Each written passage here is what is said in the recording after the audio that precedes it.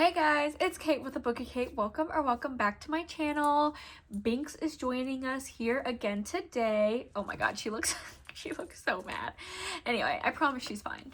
She's good. I feel like I am quite literally the only bitch on BookTube and Bookstagram that is not ready for summer to be over. Everyone since the beginning of August, everyone has been like posting my cozy fall TBR.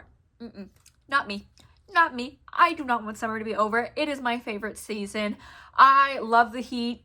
I love being on the water and in nature, and I want it all, and I never want it to end. We are going to be doing a last minute summer reading vlog just so I can soak up the last bit of summer that I can, and also get some of these books off my TBR, because I am the type of girl who needs to read books in the correct season. I used to not, but the only time I will read a summer book when it's cold out is when I'm missing the sun.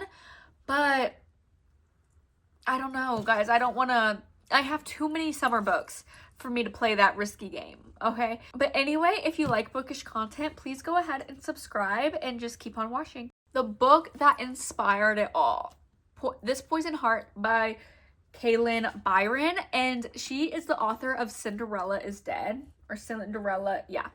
She is the author of Cinderella is Dead, and I think Binks, I don't know why, but I picked up this book because I still had it sitting out from my July TBR when I picked this book randomly, and I was like, you know what? Why not? I'm in the mood for a fantasy that I don't really have to think too hard with, and so I came up with a YA fantasy. So I am actually on page 244, and I thought I was going to finish this book last night. I truly did, but then I stayed up all night talking to a boy. Anyway, exciting stuff. But so I am planning on finishing it either today, or if not today, tomorrow definitely. But she is our first contender. And then the second book that I know for sure that I'm gonna read is More Than Shipmates by Pippa Young. And okay guys, in 2023, and I know it was 2023 because I was still in my college apartment, I got to page 262.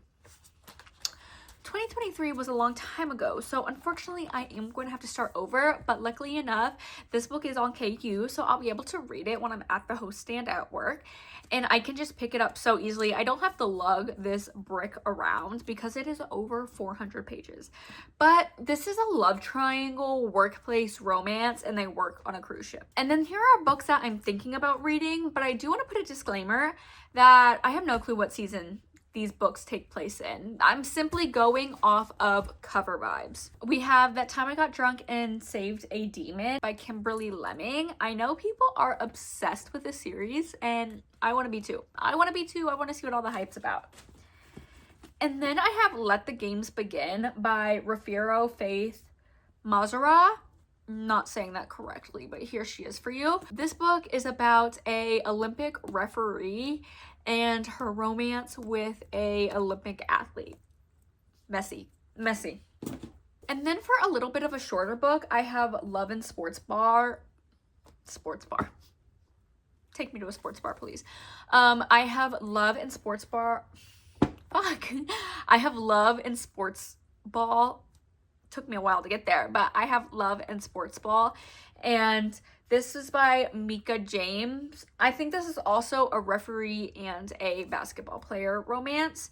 It says, in the steamy and sweet sapphic romance, an uptight athletic trainer has one taboo night with a hot basketball player, but are they ready to play for what they really want? What season does basketball take place in? Doesn't it take place in the winter? Maybe this isn't a contender. And then obviously we got this one. It's By a Pool, Just by Looking at Him by Ryan O'Connell. This is about living with, it says, this irresistibly touching debut from a novel about love, living with disabilities, and fighting addiction. That kind of seems like a downer. I think this one also is getting nixed. Okay, so I think I found an audiobook. It's called Summer People, and I have this book on Libro FM. I must have got it during a sale or something, because I normally don't like these type of books because it follows a famous person and a small town sheriff. Okay, not I'm just not the biggest fan of famous people in my books, but I feel like obviously it's perfect for summer. I mean, it's in the goddamn name. I feel like that's good. I feel like these three are going to be the main focus, and I am going to try to get to these. Sorry, the cat. I'm gonna try to get to these maybe. We will see. I will keep you guys updated, and I will see you guys soon. I gotta lock in on this fucking book. I still, like, I didn't pick it up at all yesterday. Yeah, I gotta lock in and finish this book. I have 60 pages left of this. So I'm gonna hunker down tonight, read it, come back tomorrow with my thoughts. I have 20 pages left, and literally, I don't think I can handle this. I don't think I can handle this suspense. Sorry, I have my retainers in, but oh my god, my heart's pumping, like, oh my god. Okay, so I have some reading updates for you. First things first, I finished This Poison Heart by Kaylin Byron. So good. It ended on a cliffhanger, and I wish I known, because I would have had the second book on deck. This book was so good, and like literally it got my heart pumping. Like, I was on the edge of my seat. This isn't a thriller, but like, oh my god, it was just so good. So in this book, we follow Bree, who can grow stuff with her hands. She just needs the seed, and she can just grow a plant. And like the plants are like drawn to her, like she can make them move. She can do everything with these freaking plants. So one summer she finds out that her aunt, her biological aunt, left her a house, and her family move into this house, and crazy things start happening. There is like Greek mythology in here. It says dark magic, a dangerous curse, and an ancient mystery. I'm giving it like a 4.5 stars. Maybe I should do 5. Now that I'm thinking about it and trying to explain it, I'm thinking 5. I'm thinking bumping up my rating to a 5, because I was just that obsessed with this book. On the first 100 pages or so, I was not sure about it, but past the 100 pages, the rest of it, perfection. And then I have decided to DNF More Than Shipmates by Peppa Young. Like, in theory, this book would have been super fun, but I just didn't get down with the writing style, to be honest with you. I think I have just outgrown this writing. But I got 10% of the way through it, and I was like, I think this book's gonna send me into a reading slump.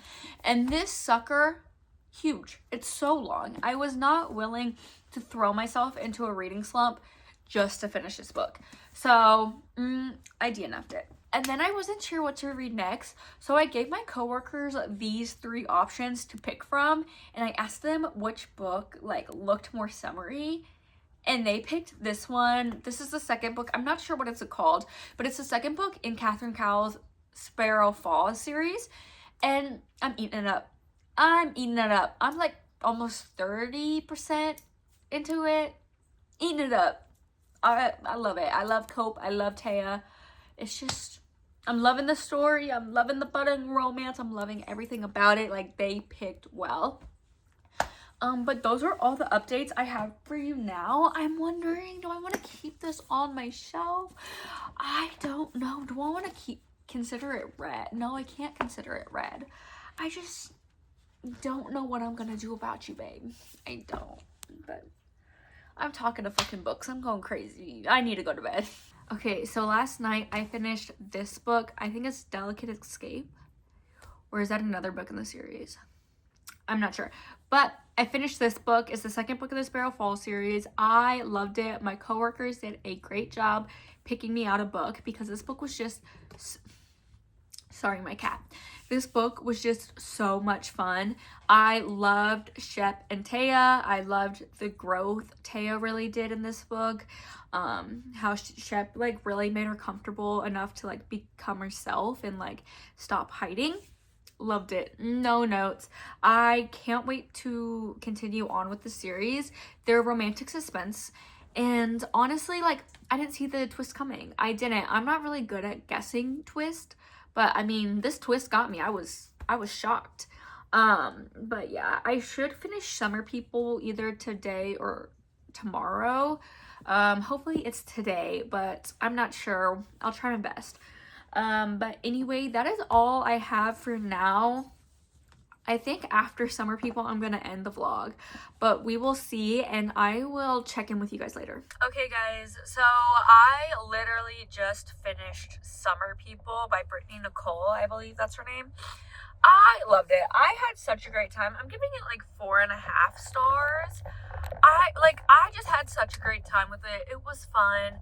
I was worried it'd be like, oh, like, I'm a celebrity, I'm a celebrity, I'm a celebrity. No, it wasn't like that whatsoever. She's like escaping. She like ran to this island to escape being a celebrity. And so it really wasn't brought up as much as I thought it was going to be. And I loved her relationship with, like, our hero's daughter. Like, she was just, like, exactly what, I forget her name, but Sutton. She was exactly what Sutton needed, because she's being raised by a single father, and she was just like the mother figure that Sutton needed, but without being so overbearing and being like, come to me, you know. And there was a little bit of a mystery to it. I didn't think that was needed, but it was in there.